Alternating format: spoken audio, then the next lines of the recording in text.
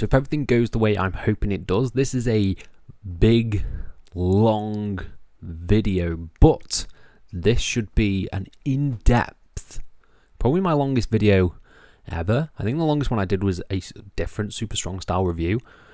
But yeah, if everything works, if everything goes according to plan, this should be a long one.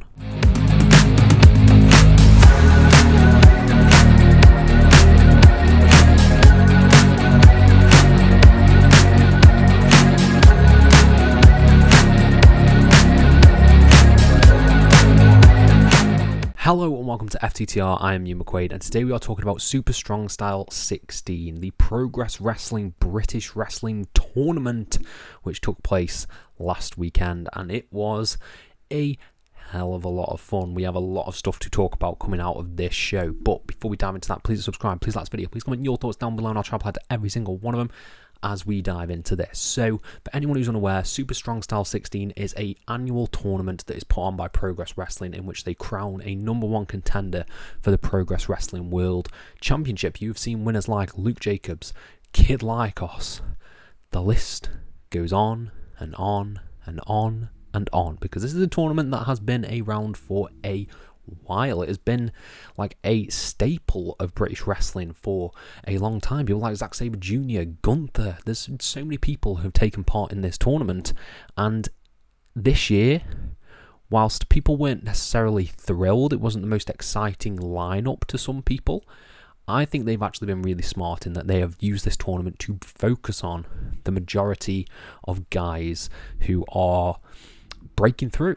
They are some of the best wrestlers in British wrestling, and this tournament took a focus on them. It wasn't so much focusing on people coming over from the US or anything like that. This was like a lot of British wrestling royalty, and I really appreciated that. You've obviously got people like Jack Morris and Massacre Tamia in there as well, but for me, this tournament was built around that. It was built around the British wrestling scene.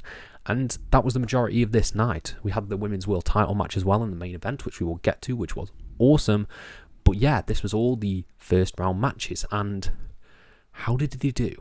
How was this tournament? How was night one of Super Strong Style 16? I think it was awesome. I think this is the best night one of a Super Strong Style that I've seen. Some of the matches, one in particular, one of my favourite matches of the year. I hope we see a rematch of it. An insane main event between Nina Samuels and Rio. And yeah, just some really interesting storytelling going on within these opening round matches. This was a very, very damn good 3 hours of professional wrestling, and I had a blast with it. But before we dive into all of that, Jerry Bakewell opens the show. Jerry Bakewell doing an awesome job, as always. He's a very, very funny man. If I didn't say, I don't think I said, this is going to be my full review where we run down every match, every angle, everything that happened on the show. And then we'll talk about night two as well following this. So, yes, Jerry Bakewell opens the show. He does a great job as usual. And then we get the opening match, which was Ethan Allen taking on Man Like Deriess. So I'm very familiar with both of these guys. Ethan Allen was in the Burning Hearts Pro Wrestling Tournament where he got to the finals against Mark Haskins. Man Like Deriess is a mainstay of British wrestling. If you go to a British wrestling promotion, he is probably there. And this is what I really loved about this match, is the change of Man Like Deriess. Deriess was focused. There was no rapping. There was no sort of showmanship as he made his way to the ring. This was a dead set, focused Man Like Deriess, and I loved that little tweak of his character. He gets the bandana knocked off. He's got the bleach blonde hair from last year where he said he was the gold standard of British wrestling. Like, some of the character choices that he made in this match were really, really good, and he's going in there with Ethan Allen, who he has a lot of history with. Obviously, the Young Guns have made his life hell for a long time, and they immediately just start brawling in the entrance ramp, get into the ring, and yeah, it's a more focused Deriess. He seems like he's got a different aura about him, a confidence about him, and I really appreciated that. There were some really cool sequences in here. You had a huge top rope butterfly suplex from Ethan Allen on Deriess for a great near fall. They were trading strikes, trading suplexes, but Man Like Deriess, with this extra focus, he was dead set. Deriess rolls through and hits a matrix cutter, and then this new focused Deriess hits a powerbomb and manages to make Ethan Allen tap out with a deep sharpshooter. I appreciated Warren Banks on commentary putting over this was stuff that he learned over in Canada in the Hard Dungeon with Natalia. Like, this new focus led to him getting a submission victory over Ethan Allen, who is in himself a submission specialist. I really, really liked this match. It was really cool, really awesome. And yeah, man like Deriess advances in the tournament. Next up, we got a very fast-paced match as Zoya took on Kid Lycos 2. Now, I saw this match and I was like, this is going to be class in it. And it was really class. Like, this was really, really class. Kid Lycos 2 had the speed, but Zoya, he had the power in the speed, because Zoya is a very quick man. But him being in the ring with Kid Lycos 2, who is a smaller guy, he was getting manhandled. He was getting hit with big back body drops. He was getting manhandled in the corners. Zoya doing that really cool sort of sliding on his knee shoulder strike that he does. That was really awesome. You had this really cool sequence where Kid Lycos 2 hits a huge dive to the outside and then a sick looking alley-oop in the bottom corner, and Zoya hits a super kick, which then somehow led into a top rope Spanish fly from Lycos 2. And Lycos 2 is sort of having this confidence about him. Again, he seemed more focused in this match than how we've seen him presented before, but Zoya was too much for him. Zoya managed to hit a great drop kick, and like, I think it was a brainbuster then from Kid Lycos 2, and there was a class double down. Both men are like exhausted. It's been this really high octane, fast paced sprint of a match, but ultimately Lycos 2 goes for a Hurricane Rana from the top rope, which looks amazing. It looks so sick, but Zoya manages to counter it when they land and rolls him up into a cover and picks up the win, and Zoya advances. Right decision means we're potentially getting Leon Slater versus Zoya. Yeah, I thought both men looked amazing coming out of this. This was one of my highlights of the night. This was a really fun match. Next match that we got was Charlie Sterling, formerly of the Smoking Aces, taking on Simon Miller. Now, this match was everything I wanted it to be. I wanted to see Charlie Sterling, like, murder Simon Miller. I love Simon Miller, but Charlie Sterling's just a newly made single star. He needs to destroy some people, and Simon Miller, sadly, is in his way. This was a lot more back and forth than I thought it would be, but Simon got some cool stuff in. He was, like, going around the ring, getting people to slap the head of Charlie Sterling and stuff like that. Yeah, it was fun, and you had Charlie Sterling being the arrogant bastard that he is, and yeah, just riling up the crowd. I think he's such a good bad guy, and putting him in there with someone who's so beloved like Simon Miller was an excellent choice. This match was kind of built around Simon Miller trying to hit the spear. He tried to hit the spear multiple times. Charlie Sterling's dastardly ways, though, he pulls the ref in the way of Simon Miller towards the end of the match, and while the ref is pulled, he rakes the eyes of Simon Miller and hits the Smoking Aces Crusher, but a solo version, and it looked nasty. It looked brutal, and that put Simon Miller away for the 1, 2, 3. Right decision. Charlie Sterling advances. Yeah, I have no complaints about this. Then we got a match that I really enjoyed, and this was Will Cruz versus Marcus Mathers. This was power versus speed, but Will Cruz in this match just looked undefeatable. He looked awesome in the way he was presented, the way he was no-selling the chops, the way he was just battering Marcus Mathers around. And this was mainly Will Cruz for like 70% of this match, just getting insane offense on Marcus Mathers, and Marcus Mathers having to turn that against him by just throwing absolutely everything at him, that being dives, super kicks, everything he had in his arsenal, as Warren Banks said, unloading the clip on Will Cruz to just try and put the big man down. There was like a really cool wheelbarrow flatliner here in which Marcus Mathers countered it and hit a flatliner, and it looked so cool. Marcus Mathers is great in the ring, and he was trying to hit these springboard cutters from the corner, but he just couldn't do it. He managed to hit one, but that still, again, was not enough to put Will Cruz down. I thought we might get some G Money interference here, given their current predicament. Maybe we'll get that on the next show, which I have not yet watched at the time of recording. But yeah, Will Cruz looked unbeatable in this, and he was unbeatable because he got hit with a double super kick, just like super kick, and managed to hit a powerbomb and the Rikishi driver, the cruise control for the win. Yeah, I love this. I thought this was great. Will Cruz is like, I want to see Will Cruz in that Atlas title division now. Put him in there against Axel Tischer. I think the guy's ready. I think, yeah, this was, again, another highlight of the show. I think this first half was really damn good. Then we got probably my favourite match of the show, and that was Kid Lycos versus Michael Oku, a match that they have said has never happened before, ever. The first time ever singles match between the two.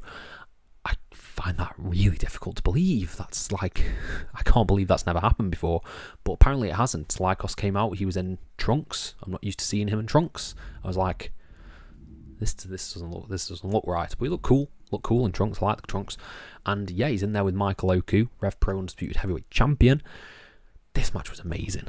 This match was so good, and it was kind of built around, they told a really good story in this match, and I think that's what I liked about this, and that was Lycos being a bit more aggressive and just wanting to win the tournament again and going after every opportunity that he can to do so, and that meant targeting the leg of Michael Oku. He manages to get the leg damaged. He has it hung up in the ropes. He's hitting drop kicks to it, all targeted stuff to try and take out the leg of Michael Oku, and that played a focal point. That was a focal point in this match, because there were times when Michael Oku would do his top rope springboard moonsault, he'd land and he'd buckle in the leg. There was a time he ran, I think, to do a super kick and buckled his leg again.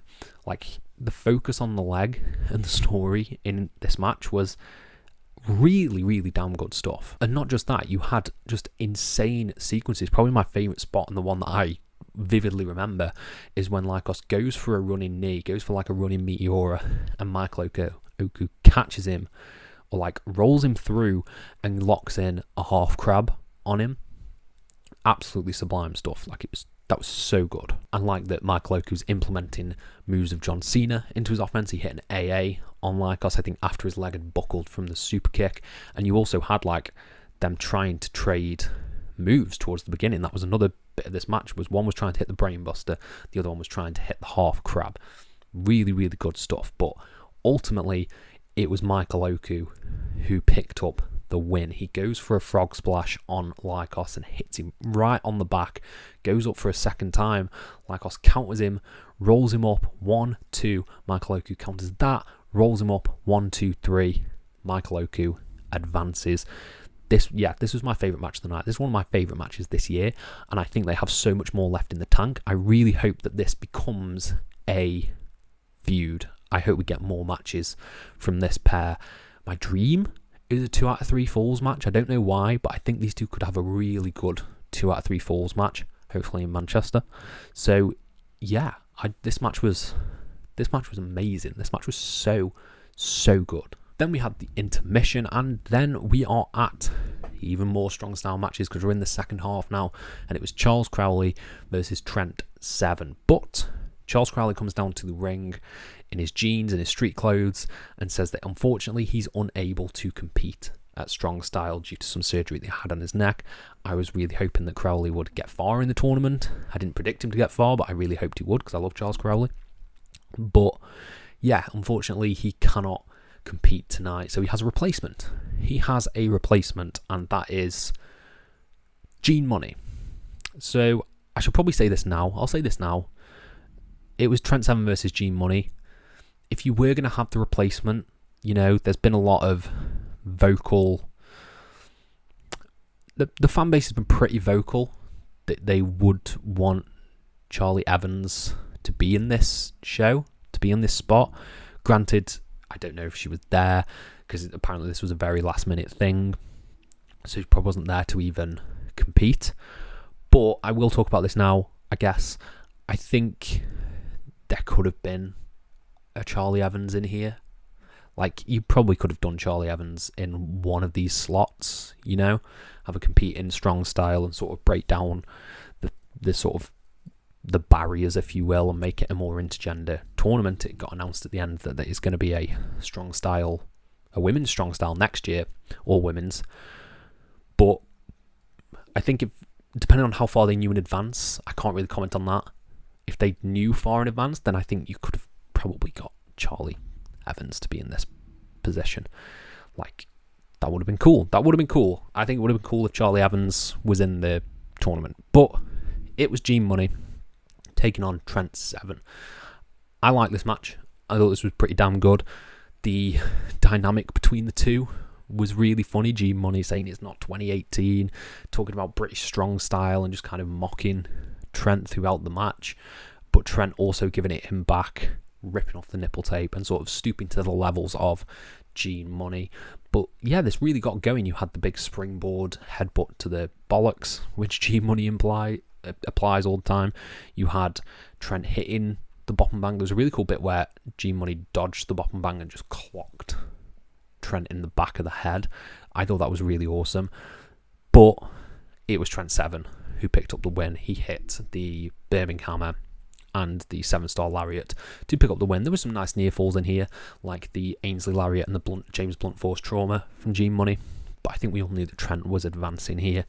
Yeah, this was a really solid match to kick off the second half. Next up, we got Tate Mayfairs versus Masa Kitamiya, and I don't know if this is going to be just me, but this is probably one of the more underwhelming matches on the show for me.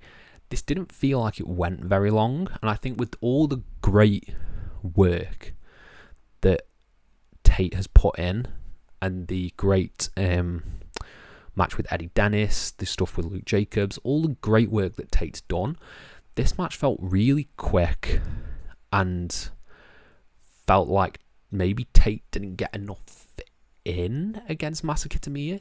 I get you probably needed to have one of the Noah guys advance, but I feel like this could have been a little bit longer because it didn't feel very long at all. To me, it was kind of like Tate hitting a lot of knees, sort of fighting back against the power of Masa Kitamiya, and Masa Kitamiya hits the back suplex, the Saito suplex, for the win. And there's no sort of angle after. Tate's looking a bit disheartened, but I think if it was more of a shock win, or if it was a bit more hard hitting, because I think they've done such good work with Tate Mayfairs that I don't want to see him going out in the first round sort of derail him, because I think he is a future Progress World Champion. I think he really, really is. And this was a bit... You needed to have an upset in one of the matches. I don't really think a lot of the others were upset, so maybe this was the match that you had to have the upset happen. But yeah, I don't think it was an upset in the way that I wanted it to be. It was a fine match. There was some cool stuff. It's great seeing Masa Kitamiya in the ring. I really, really like him. But yeah, I was a bit underwhelmed with how this happened to Tate, and there wasn't sort of something that happened afterwards. He wasn't like cost. No one came down. It was kind of like respectful. I don't know. This match just didn't hit me too much, but it was still fine. It was still a really fine match. Next up, we got Leon Slater versus Jack Morris, the last match in the first round of the tournament. And yeah, this was damn good as well. This was really damn good. Leon Slater in the ring is just like next level good in anything that he does, and Jack Morris I think is really underrated. I love a lot of the stuff that they're doing in Noah with Team 2000X, and he's like a big focal point of that. I think they wasted, I'll use this video to say they wasted his partnership with Amos. Like, why they decided they needed to bring Amos back from Japan was insane, because he was probably doing the best work of his career over there. Anyway, tangent aside, this match was really good. This match was really damn good. Jack Morris just full of fire. As soon as Leon Slater's like in the ring and they've had the announcement, he goes straight for Leon Slater with a shotgun drop kick. He's hitting dives to the outside. It was really, really damn good. And Leon Slater, man, is next level. He's just next level. When he hit the leg lariat that he does, it looked so nasty and so grueling that, yeah, I thought he took his head off. I thought he took his damn head off. There were some cool spots in here. They were sort of feeling each other out, and Leon Slater sort of getting his head around Jack Morris. But ultimately, it was Leon Slater who picked up the win here. He picked up the win, hitting his big swanton 450. Yeah, I really, really liked this. There was an awesome... I do want to shout this move out because I've just seen it in my notes, like a ripcord flatliner that Jack Morris did, which spiked Leon Slater. That move looked awesome. That move looked so good. And yeah, Leon Slater advances. Maybe a boisterous behaviour final? We'll see.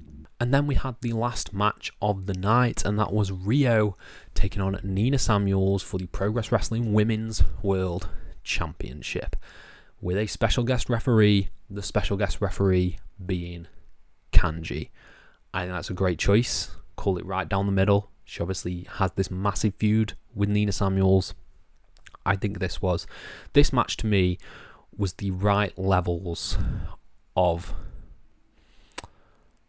I guess sports entertainment is like the wrong word, because this isn't really sports entertainment. I just think they nailed the shenanigans and the wrestling of this match. Like towards the end, when you got some of the false finishes and some of the stuff that happened with Kanji and Tom on the outside, like I was just on the edge of my seat. It was so well done, and I think all the characters are consistent. This rivalry with Nina Samuels and Kanji is so well done, and this match overall was like so well put together. You had obviously the opening sections where Nina's like getting pissed off, she's getting annoyed at Kanji, and Kanji's just existing, just counting, not doing anything wrong, but counting at a normal pace, and Nina Samuel's getting annoyed at that. It escalated further and further when you were like, we know we're going to get the confrontation between Kanji and Nina, and the way they pulled it off, the super kick, when Kanji goes to super kick Nina after, like, I think that's after there's been like belt shots and Kanji's been thrown into the corner, she's been knocked down, a great near fall when Rio gets hit with the title. I should probably mention as well, I don't think I mentioned it earlier, Rio's Progress career was on the line, so there were a lot of stakes in this as well. There was a belt shot, the Eddie Guerrero spot as well, all that good stuff. I feel like I'm rambling right now, but a lot of stuff happened in the final bits of this match. But I want to talk about the super kick. So after there's the great near fall from the belt in which Rio kicked out, there was another bit where Kanji's just getting pissed off. She's getting more and more annoyed with Nina Samuels, goes to super kick her and super kicks Rio instead. Nina Samuels hits a package pile driver on Rio. 1-2 kick out. Such a close near fall. The crowd erupted. Nina Samuels sold it so well on her face, like the shock that Rio kicked out of that. And yeah, I think she then hits the Starstruck as well and gets a near fall, and she's about to go for the pin. She's about to go for the pin, but she doesn't want Kanji to do it. She doesn't trust Kanji, thinks Kanji's counting slow. So poor Tom Scarborough is ringside, and he's sort of shepherded to the front because Nina's like, I want a proper ref, I want you. So he looks like he might get in the ring. Kanji takes off her ref jersey, is like, look, someone else do it. And as looks like Tom might get in the ring, Kanji super kicks Tom, takes his shirt, puts it on, it says, no, I'm the ref. I am the ref. This is how it's going to go. And then there was a great sequence after this where a roll up from Rio for a really good near fall, and then a few kicks from Nina, but a shotgun drop kick from Rio. 2 package pile drivers. 1, 2, 3. Rio is the new Progress Women's World Champion, beating Nina Samuels to reclaim her gold. This match was awesome. This match was the right level of crazy. It had the right amount of shenanigans in it. Yeah, this was it was absolutely fantastic. One of my favourite women's matches of the year. One of my favourite matches of the year. Yeah, I have no complaints about this match. This hit every single level of what you could want from professional wrestling, from the in-ring stuff to the shenanigans, to the near falls, to the drama. It captured absolutely everything. And as the show is going off the air, Rio makes the announcement, Super Strong Style next year will be all women's. I think that's awesome. I genuinely think that's awesome. I'd have zero complaints about this. It's, yeah, a sick announcement I'll probably talk about in another video itself, because there's so much I can do for that. You could predict the tournament a year in advance. Name competitors. I have so much content I could do on that one tournament, because it is a really huge announcement. So yeah, stay tuned for more stuff on that. Yeah, that wrapped off day one. Day one was a really, really entertaining show. Like, it was really, really fun. Some of my favourite matches were Kid Lycos versus Michael Oku, the main event, Deriess versus Ethan Allen. There was a lot of good stuff on this show, and it's made me more hyped going into night 2. Night 2 has my most anticipated match, which is Cara Noir versus Luke Jacobs. But yeah, I cannot wait. And yeah, shall we just dive into night 2? And so here we are straight on to day 2. Now, I just got finished watching day 2, literally probably about 5 minutes ago. So this is all like very fresh. I watched the whole thing in one go, and my God, was this second day incredible. This had like 4 match of the year contenders on it that you could make the argument for. You could make the argument for like most of the matches on this show being match of the year contenders, and I wouldn't be able to dispute that. I'd be like, okay, fair enough, because this show was absolutely goddamn stacked, from the world title match to the main event, the finals of Strong Style, to some of the semi-final matches. It was incredible stuff, and we're going to dive straight into it with day 2 opening with Jerry Bakewell again doing a really good job of hosting the show. And the first match in the quarterfinals, which was Leon Slater, I don't know why I said it like that. Leon Slater taking on Zazuya. Now, I say Zazuya. I think people say Zazaya. I don't know if I'm pronouncing it right. This is just how I've always said it, so apologies if I am saying it wrong. Blame it on my potteriesness. So, Zazuya versus Leon Slater was great. This was a great match. These two have had great matches in Rev Pro, but I think this is their first encounter as in Progress, and there was some really cool stuff in this. It started off really fast paced with both guys sort of knowing each other's offense, knowing what's coming, and Zazuya doesn't have the power against Leon Slater that he had against Kid Lycos 2, so it's a bit more of an even playing field of high flyer versus high flyer. You had a nice bit of comedy in there where Leon Slater goes to kick Zazuya and Zazuya catches his foot and starts counting down in Spanish. I thought that was really nice. Then you have like Zazuya just running wild and Leon Slater countering that by running wild and hitting things like his slingshot cutter, which is just a thing of beauty to behold. You had this really nasty looking spot where they were on the top turnbuckle and it looked like Zazuya was going to go for a Spanish fly, and Leon just sort of pushed him to the outside of the ring. That looked pretty nasty. And then Leon's going to do his dive over the top turnbuckle in the ring. Zazuya runs in the ring, does his sliding knee shoulder tackle in the corner. That was all really cool and really crisp, but it was Leon Slater who picked up the win. He hit a slingshot cutter again, which is beautiful, thing of beauty, and then a leg lariat, and then a blue thunderbomb to pin Zazuya in the opening contest of day 2. Right decision. I think it was clear from here we're probably heading for a boisterous behaviour final, and I'm not upset about that. I'm not upset with the result. Zazuya looked great. Leon Slater looked amazing.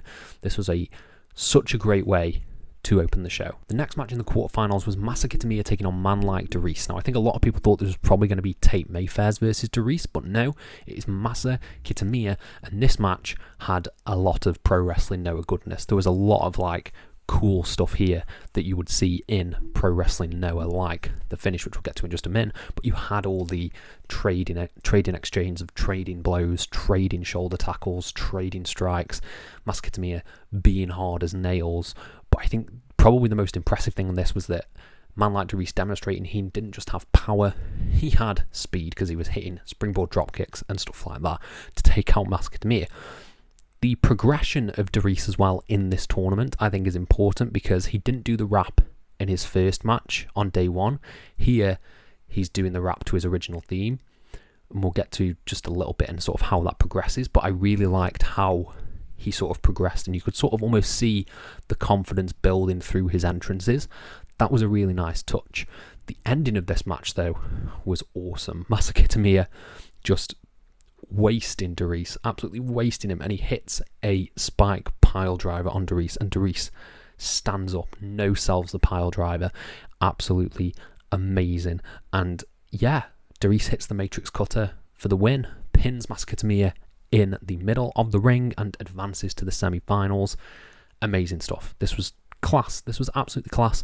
Right winner again, and after these 2 matches happened, that was where we were like, boisterous behaviour, final, seems like the right choice. Then we got another contest of 2 big beefy boys trading blows, and that was Will Cruz taking on Charlie Sterling.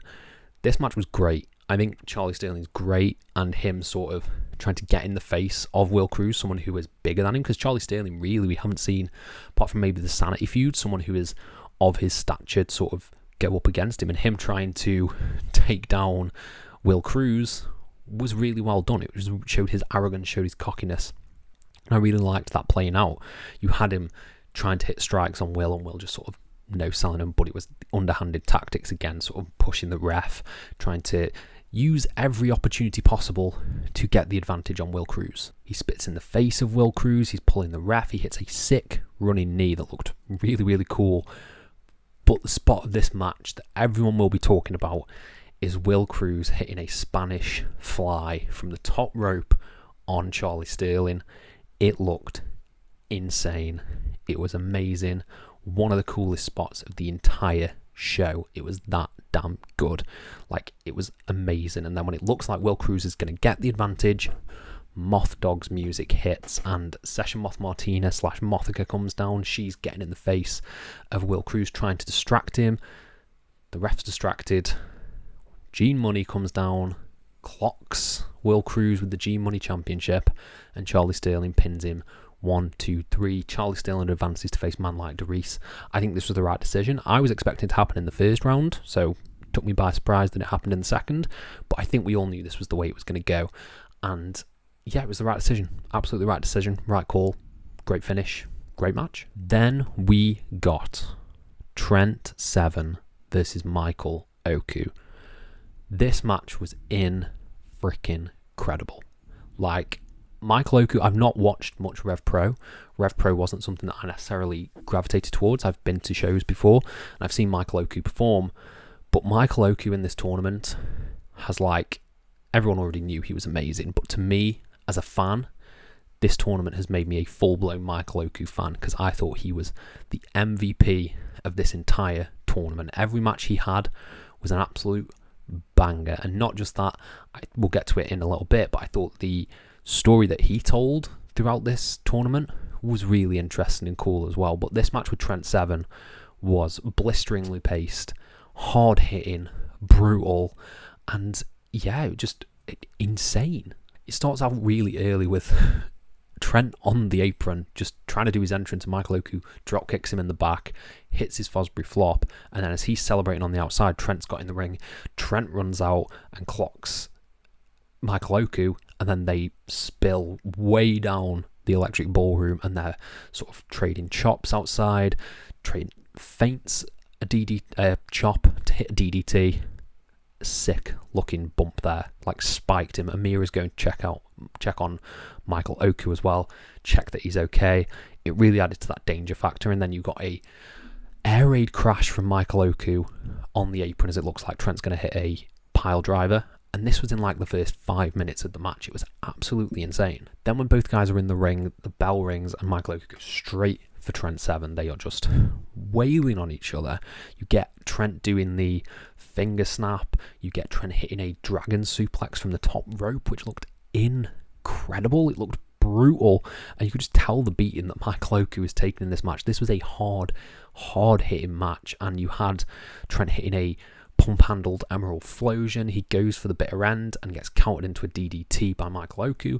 It was just back and forth. Like, it was so well executed. Then you get to the closing sequence when Michael Oku hits his springboard moonsault, goes for the splash, hits the splash, and manages to lock in the half crab on Trent Seven. And he's raking it back. Amira's in the face of Trent Seven, flipping him off. And I'm like, that's really cool. Amira was great throughout this entire tournament. I want to put over how great she was as a manager as well. She was absolutely great. And Trent's crawling towards the ropes, and it looks like he's going to grab Michael Oku in a headlock and sort of choke him out that way to escape. But no, Michael Oku transfers that and locks in an STF. He is the John Cena of British wrestling, and I like that they did that. He did an AA in his other match. He did an STF here, and we will get to the 5-knuckle shuffle in just a little bit. Yeah, I thought it was so well done. Trent Seven passes out. It was an exceptional match. Absolutely fantastic. This is one I wish I was there live for. This would have been so good to see live. And yeah, I don't know if it is my favourite match of the night. It's up there though. I'd have to fully sit down and think about it, but this match was freaking awesome. So that is the quarterfinals out of the way. We need a little palate cleanser, do we not? in the form of a Progress World Championship match between Cara Noir and Luke Jacobs. This was probably my most anticipated match of the show. These are two of my favourite wrestlers of all time. Like, Cara Noir is the reason that I am talking about Progress right now. And these were two of my absolute favourites going at it. And did this match disappoint? No, of course it didn't. Of course it didn't. This match was amazing. We all knew it was going to be amazing. Like, it was... Cara Noir's matches just tell such interesting stories. And this story here that I took away from it was almost like a veteran versus an up-and-comer. Like, Cara Noir's beaten Luke Jacobs twice, and this is Luke coming into this maybe a little bit cocky, because you see in the opening seconds of the match where Cara Noir is just overwhelming him a little bit. He nearly locks in the blackout sleeper in like the first 30 seconds. And Cara Noir is just not necessarily dominating Luke, because that's not the way it works, but he's matching Luke, and he's sort of, it felt like watching a wrestling match that is a battle of wits and who can sort of get the upper hand. And when Luke got the upper hand in the middle of the match, his cockiness was coming out. I thought it was a really, really well told story. This match also went long. This felt like a long match. I don't know the exact cage match time, but I think it was like probably nearing the 25 minutes, 30 minutes mark. But they had so many hope spots, so many great sequences within this, like Cara Noir hitting a Hurricane Rana, then countering into a German suplex, and then Luke hitting something back. There were so many sequences, and Luke just clocks Cara with a clothesline as well. It sends him absolutely flying. Well, he hits him with a straight jab first. And then Cara Noir headbutts Luke. Like, headbutts him right in the face, and Luke rolls to the outside. Cara's in the ring, and Luke is bleeding. He's bleeding, busted wide open from the headbutt, and that added a little bit more to the match for me. Him being busted open added a bit more. I also like that they played up the blackout sleeper here as just being absolutely devastating. Like, whenever Cara locked it in, Luke was just like flailing trying to escape this. It played up really, really well, and it led to the final sequences of this match, which were off the charts level of good, where Luke just can't kill Cara Noir. He's tried everything, and then he starts hitting Cara's moves. He hits a Madame Guillotine, he hits a package pile driver. Cara Noir kicks out of one, and I love a kick out of one spot. It was done excellently here. Then he hits his own moves, and he still can't put him away. Kicks out of two. Then Cara Noir's back on his feet and manages to hit a pile driver, a package pile driver on Luke, another package pile driver on Luke for a 2 count. 2 package pile drivers, and he still can't put Luke down. That was when I was losing my mind. At the end of this match, I was losing my mind. I was like, this is insane. And then they did the coolest thing ever, because I love standoffs. The Bandido Brian Keith one will live in my memory rent free. You have Cara in one corner and Luke just staggering to his feet in the other corner. Cara Noir bows, charges at Luke, wraps in the blackout sleeper again, and props to Luke Jacobs here, because I thought he was going to tap. I thought he was going to pass out. I thought he was going to tap. He was flailing. He was like, his arms had gone limp. He did such a good job of selling and putting over the move, the blackout sleeper, in this entire match. But he just manages to roll backwards, hold Cara's shoulders down for the 1, 2, 3, and retain his title. And Cara is not happy. Cara was pissed. He's throwing a tantrum in the ring. He thought he should have won by passing out Luke. Yeah, this was amazing. This match is absolutely amazing, and I loved the post-match as well. The post-match was Cara Noir is standing tall and Luke Jacobs can barely breathe. He's just on his back, blood pouring down his face. He's got the title draped over him. They said it well on commentary. They said that Luke survived Cara Noir. He didn't win, he survived Cara Noir, and I think you can make that argument. I think you can make that argument that Cara potentially had Luke beat here. I would have preferred, the only little thing I would have added to this is if maybe Luke could have got his hands on the rope or something like that when he was doing the pin, so that it could have been a more ambiguous finish and then you can lead to a rematch down the line. But other than that, this was absolutely flawless. You have Ethan Allen coming out and Luke is just broken. He's broken on the outside and he's stumbling, he's staggering all over the place. Yeah, I have no complaints about this match. This is one that gets better the more I think about it.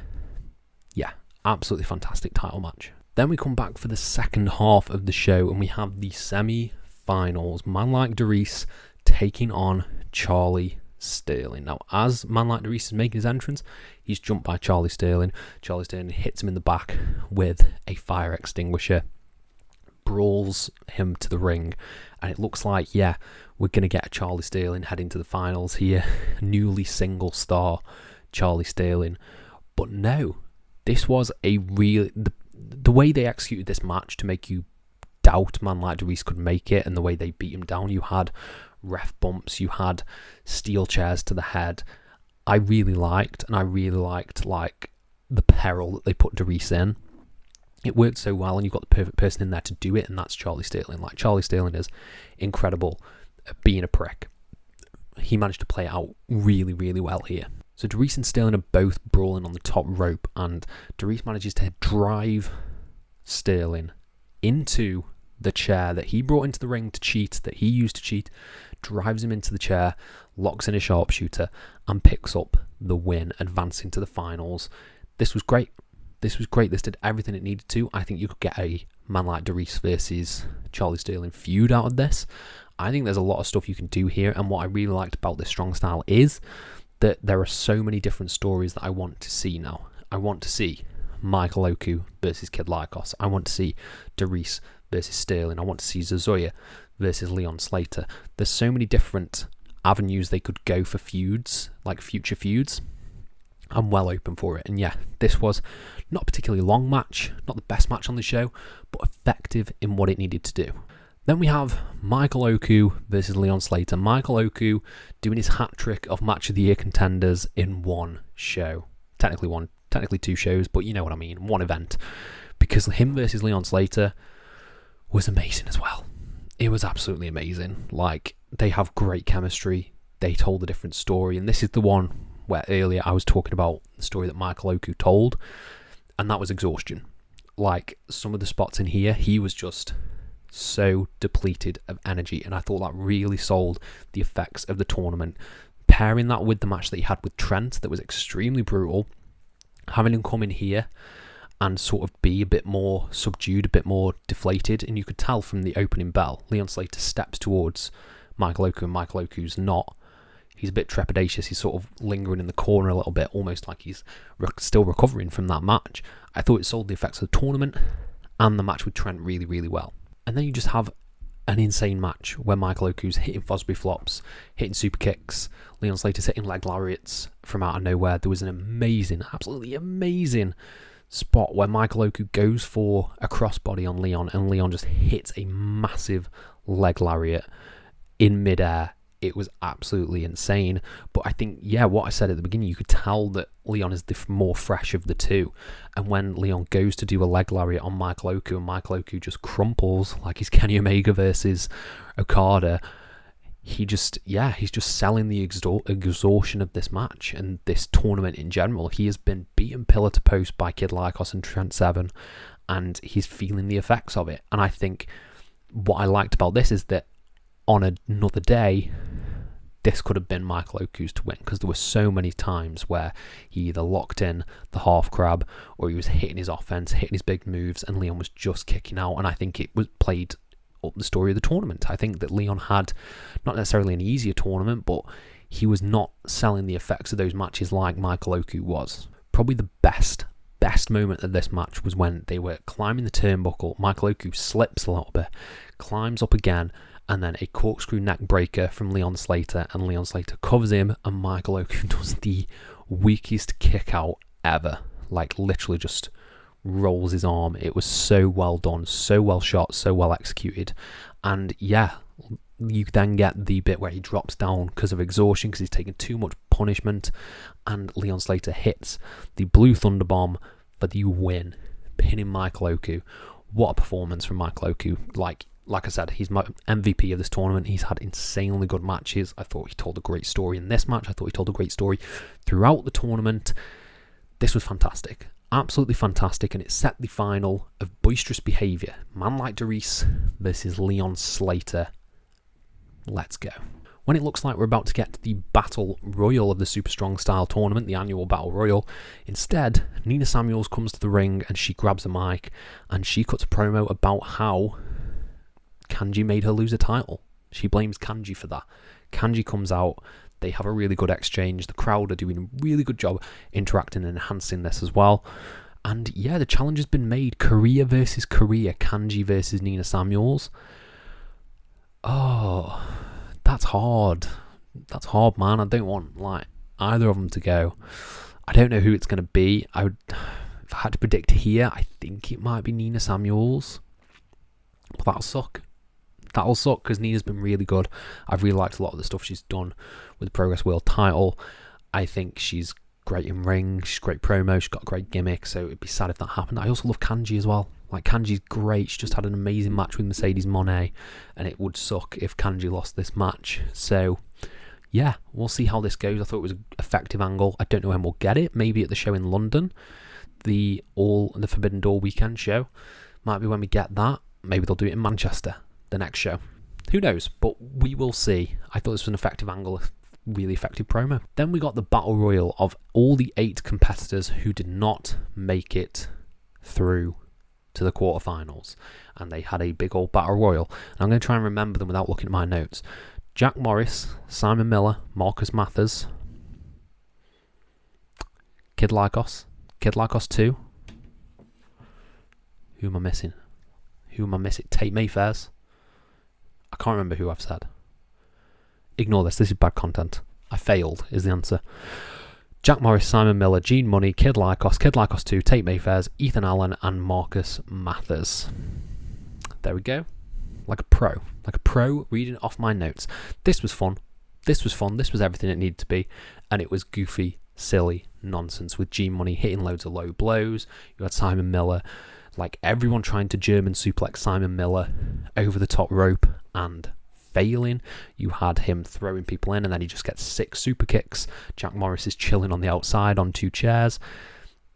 So well done. A lot of that stuff was really well done. And you have Will Cruz come down and cost Gene Money the match as well. Amazing. Gene Money's the first person out. Will Cruz comes down, hits his cruise control and sends him flying. That was really well done. It was, yeah. I don't know what else to say about this. Simon Miller won, seemingly setting up a potential feud with Kid Lycos, which I think would be interesting.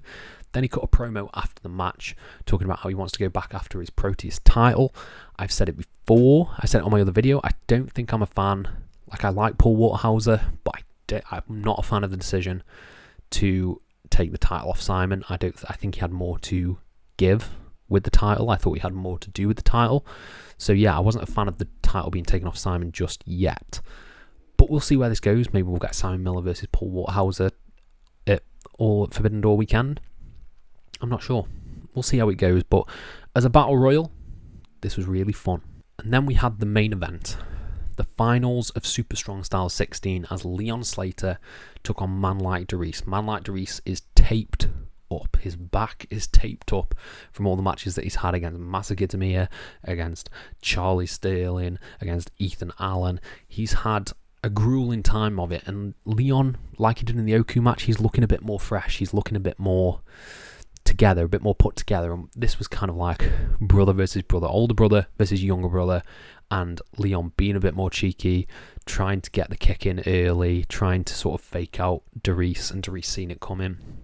They just played up that they know each other so well, and they went on to put on a fantastic match. This match was absolutely fantastic from top to bottom. I have no complaints with it whatsoever. They told a really great story based around the back of Man Like Deriess, and sort of just Leon not wanting to target the back but knowing that he has to. He then, towards the end of the match, he got a bit more aggressive. He was sort of ripping off the tape of Deriess that was on his back and sort of targeting a bit more. But ultimately, Man Like Deriess persevered. Man Like Deriess persevered. He got through it. He kicked out of everything that Leon Slater threw at him and managed to win the title, hit the big 450. He didn't win the title. You know what I mean? You know what I mean. He won the title of Super Strong Style.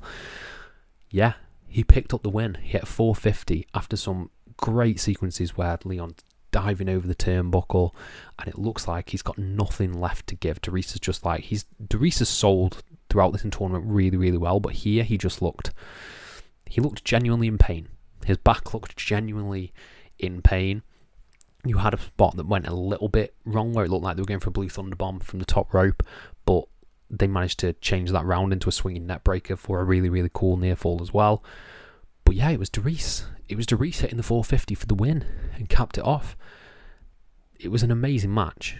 Absolutely amazing match with the right winner. I think Deriess is the one who should dethrone Luke Jacobs, because it kind of feels like that's where his reign started, and sort of, calling Deriess a cheap pop to eventually Deriess winning strong style and beating Luke Jacobs for the title.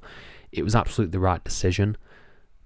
Yeah, I absolutely love this match. The reason I don't have more analysis is because I didn't take notes for this match. I just watched it. This was the one where I was like, it's the final. I'm not going to take notes on all the sequences. I'm just going to sit back, watch, and enjoy. And I was absolutely thrilled. Absolutely thrilled. It was an amazing match. An amazing final. You should definitely check out Super Strong Style. If you are new to indie wrestling, if you are someone who wants to get into indie wrestling, or if you're just looking for something new in indie wrestling or wrestling in general, Super Strong Style 16 this year, I think, has been the best Super Strong Style tournament since the pandemic. And I haven't seen all of the other Super Strong Styles, but this is one of the best tournaments I've seen in wrestling. Like, it was so unbelievably good from an in-ring standpoint and from a storytelling standpoint. You got two awesome title matches in Rio and Nina Samuels and Cara Noir versus Luke Jacobs that I can't not recommend. Strong Style. I think it's probably my favourite show of the year, and that includes both nights. I'll count both nights, but particularly I like night 1. Night 2 is like one of the best wrestling shows of the last few years. Like, it was so well done, so great. It's 5 out of 5. I loved it. Wish I could have been there live. And yeah, that caps off my bumper video, because this has been a very, very long video. I hope you stuck around till the end. If you have, please let me know your favourite matches in the comments. Let me know what you thought of Super Strong Style. Let me know everything you want, and I'll try to apply to every single one of them. Thank you all ever so much for your support, and have a nice day.